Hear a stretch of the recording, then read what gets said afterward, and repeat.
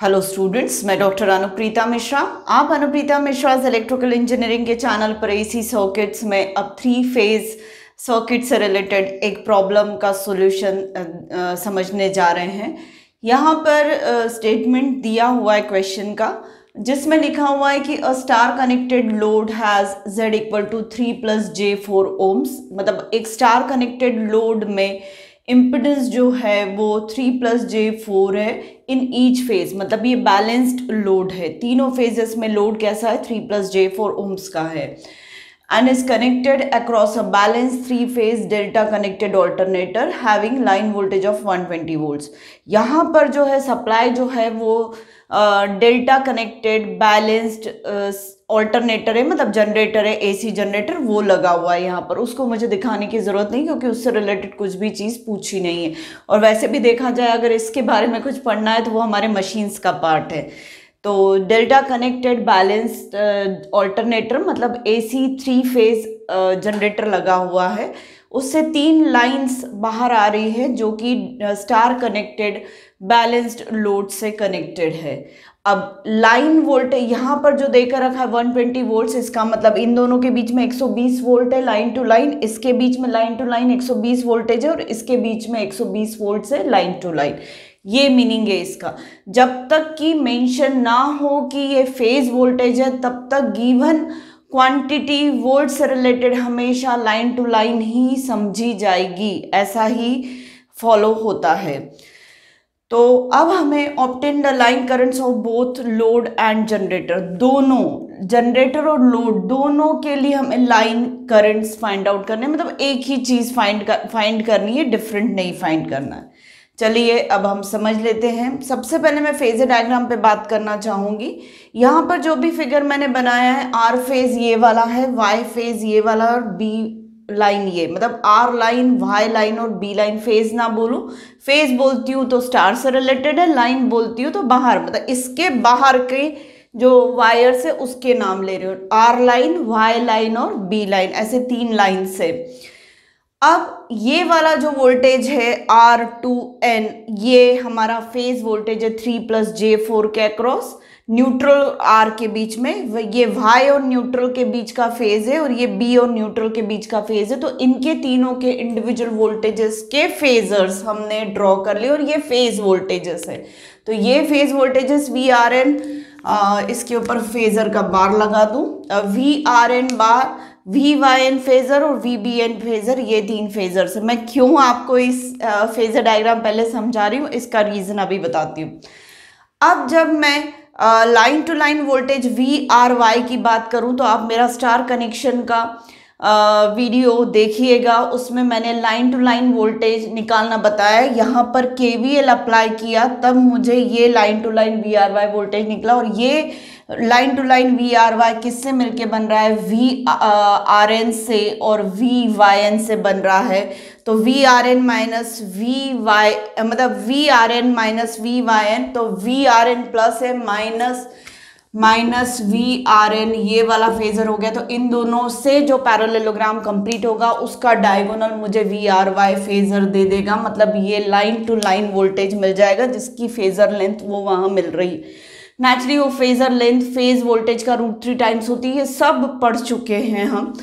पर मैं actually VRY line voltage की लोकेशन बताना चाह रही थी जो कि 30 डिग्री है। किससे, VRN से VRY line voltage, VRN phase voltage से VRN लाइन वोल्टेज 30 डिग्री लीडिंगनेस पर है। और ये 30 डिग्री कहाँ से आया, तो नेचुरली ये 180 डिग्री है, ये 120 डिग्री, तो बीच का जो एंगल है 60 डिग्री है। और ये दोनों कॉन्सेक्यूटिव साइड सेम लेंथ की होने की वजह से डायगोनल इस 60 डिग्री को बाइसेक्ट करा है, मतलब ये एंगल और ये एंगल 30 डिग्री के होंगे। तो VRY लाइन वोल्टेज अपने फेज वोल्टेज VRN से 30 डिग्री लीडिंगनेस पर है। तो नेचुरली VYB जो होगा वो VYN से 30 डिग्री लीडिंगनेस पर होगा और VBR जो होगा वो VBN से +30 डिग्री लीडिंगनेस पर होगा।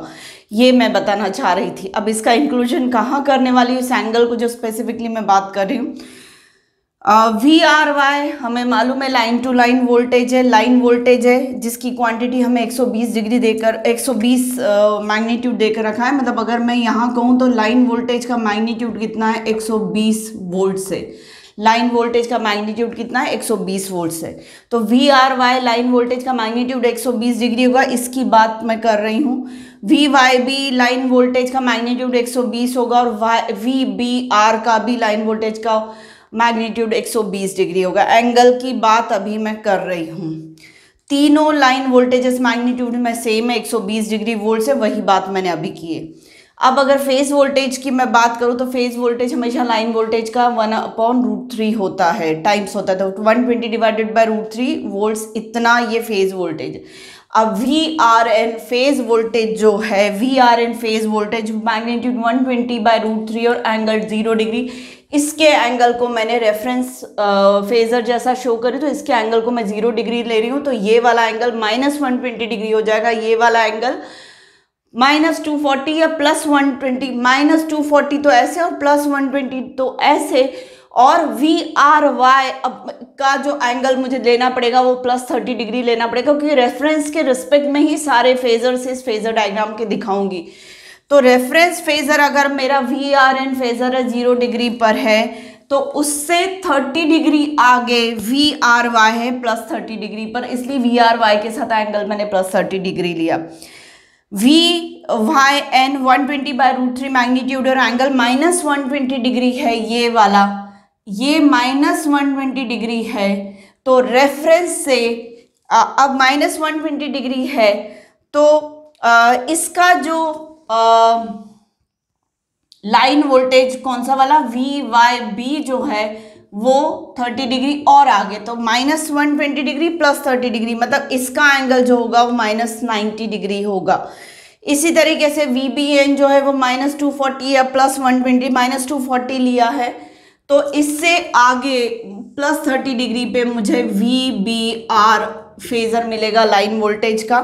तो उस तरीके से अगर देखूं तो ये वाले फेजर से ये लाइन फेजर 120 डिग्री पीछे है, और उससे ये वाला और 240 डिग्री, मतलब +30 डिग्री -120 करेंगे तो -90 आएगा, और -90 से और 120 पीछे ले लेंगे, 120 पीछे ले लेंगे तो ये आ जाएगा -210। तो तीनों लाइन वोल्टेजेस एक दूसरे से 120 डिग्री 120 डिग्री 120 डिग्री, और तीनों फेज वोल्टेजेस एक दूसरे से 120 डिग्री 120 डिग्री पीछे।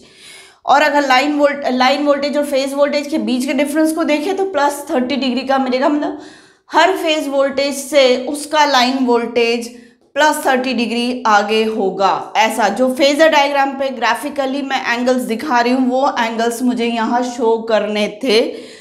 एग्जैक्टली मैं 30 ही क्यों लिख रही हूँ, मैं -90 ही क्यों लिख रही हूँ और -210 ही क्यों लिख रही हूँ, उस रीजन को एक्सप्लेन करने के लिए पहले मैंने फेजर डायग्राम ड्रॉ किया बेटा। अब ये तो हो गया सारे मैग्नीट्यूड्स फेज वोल्टेजेस के 120/√3 और सारे लाइन वोल्टेजेस के 120 वोल्ट्स, इतना हो गया। हमें तो पता करना है लाइन करंट्स, लोड और जनरेटर दोनों का। अब इस लोड का लाइन करंट तो ये है और इस जनरेटर का भी लाइन करंट यही है, तो मुझे एक ही चीज पता करनी, one set of line currents ही पता करना है। मुझे कोई दो डिफरेंट लाइन करंट्स के सेट नहीं पता करना, मतलब तीन इसके ऐसा नहीं है। मुझे एक ही तीन लाइन वोल्टेज लाइन करंट्स पता करने हैं इसके। कैसे? अब हमें मालूम है कि इसमें से बहने वाला जो करंट होगा वो this voltage divided by impedance होगा। तो यहाँ का वोल्टेज फेज वोल्टेज 120/√3 है। तो चलिए सबसे पहले मैं ये वाला वोल्टेज ले लेती हूँ जो कि VRN है। इस VRN को 3 + J4 से डिवाइड करूंगी तो मुझे IR करंट पता चलेगा, और IR करंट मतलब R फेज का करंट पता चलेगा। VRN कितना है 120 डिवाइडेड बाय √3 है, और एंगल कितना ले रही हूँ 20 डिग्री। और 3 + J4 रेक्टेंगुलर कोऑर्डिनेट सिस्टम में या कार्टेशियन में, तो मैं उसको पोलर में ट्रांसफॉर्म करूंगी तो इसका पोलर मैग्नीट्यूड √3² + 4² आएगा। और एंगल जो आएगा वो tan inverse of 4 divided by 3 आएगा। इसको और आगे सॉल्व करते हैं तो ये अंडर रूट वाला पार्ट जो है वो 5 है और ये एंगल हो रहा है 53.13, तो 120 डिवाइडेड बाय √3 जो है वो 69.28 होता है और डिवाइडेड बाय 5 ये वाला है, तो 69.28 डिवाइडेड बाय 5 करते हैं तो 13.85 आता है और 0 डिग्री न्यूमरेटर में है और डिनोमिनेटर में 53.13 है, तो 0 माइनस 53.13 करेंगे तो न्यूमरेटर में एंगल माइनस 53.13 डिग्रीज हो जाएगा और ये एम्पियर्स है। मतलब IR ये वाला जो करंट है इसका पोलर फॉर्म ये वाला आ गया, ये वाला।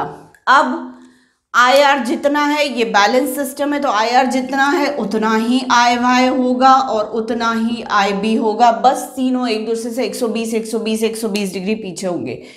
तो इसका मैग्नीट्यूड 13.85 तो सबका मैग्नीट्यूड 13.85 पर माइनस 53.13 से माइनस 120 डिग्री मतलब 173.13 इतना एंगल हो जाएगा। किसका? IY का। IB का इससे और 120 डिग्री मतलब माइनस 293.13 एम्पियर्स इतना हो जाएगा। तो इन्हीं करंट्स को मैं जस्ट सेम करंट है, हमें सर्किट डायग्राम से समझ में आ रहा है कि ये जो करंट होगा यही वो करंट होगा, पर चूंकि ये फेज में बह रहा है तो मैं इसे IR, IY और IB नाम दे रही हूँ, पर जब लाइन में बह रहा है तो मैं उसको ILR, ILY और ILB ऐसे नाम दे रही हूँ। तो ठीक है, ये मेरे लिए ILR हो जाएगा, IY जो होगा वो मेरे लिए ILY हो जाएगा और IB जो होगा वो मेरे लिए ILB होगा और यही हमें पता करना था। तो उम्मीद है आपको ये पूरा एक्सप्लेनेशन प्रॉब्लम का समझ में आएगा। टफ बिल्कुल नहीं है, बस थोड़ा सा ध्यान देकर एंगल्स का और इन सब चीज़ों का ध्यान देकर हमें प्रॉब्लम को सॉल्व करना चाहिए। वहाँ फेजर डायग्राम ड्रॉ करने का मेरा रीज़न सिर्फ ये था कि मैं आपको ये सारे एंगल्स समझा सकूँ। इसको रेफरेंस लिया है, वर्टिकल लाइन को, वर्टिकल फेजर को रेफरेंस लिया है, तो उस रेफरेंस के रिस्पेक्ट में ये वाले एंगल्स कैसे आएंगे लाइन वोल्टेजेस के वो समझाना ज़रूरी। क्योंकि मैं रेफरेंस इसको भी क्यों ले रही हूँ, फेज वोल्टेजेस को ही क्यों रेफरेंस ले रही हूँ, फेज वोल्टेजेस को रेफरेंस इसलिए ले रही हूँ क्योंकि ये जो लूप है दो फेज वोल्टेजेस के फेजर एडिशन से मुझे लाइन वोल्टेज मिलता है, तो नेचुरली इन दोनों को जब मैं बेस में लूंगी तब तो फाइनली ये इवैल्यूएट कर पाऊंगी। तो ये दोनों है मेरे पास, ये दोनों मेरे पास है, तो इन दोनों के फेजर एडिशन से मुझे, मतलब फेजर सब्ट्रैक्शन भी बोल सकते हैं, मुझे क्या मिल रहा है, डायगोनल पे VRY वोल्टेज मिल रहा है। तो रेफरेंस मुझे फेज वोल्टेज ही लेना पड़ेगा, ये जरूरी है बेटा। पर गिवन मैग्नीट्यूड किसका था? लाइन वोल्टेज का। It's okay. अगर मैं उल्टा चलती हूँ, ये भी मैं समझा दूँ, अगर मैं इसको 0 डिग्री लेती हूँ, इसको मैं माइनस 120 डिग्री लेती हूँ और इसको मैं माइनस 240 डिग्री, मतलब ये मेरा रेफरेंस है, ये रेफरेंस है, ये रेफरेंस है, तो मुझे थ्योरेटिकली मालूम है कि बैलेंस्ड लाइन वोल्टेज से उसका फेज वोल्टेज स्टार कनेक्शन में 30 डिग्री पीछे होता है।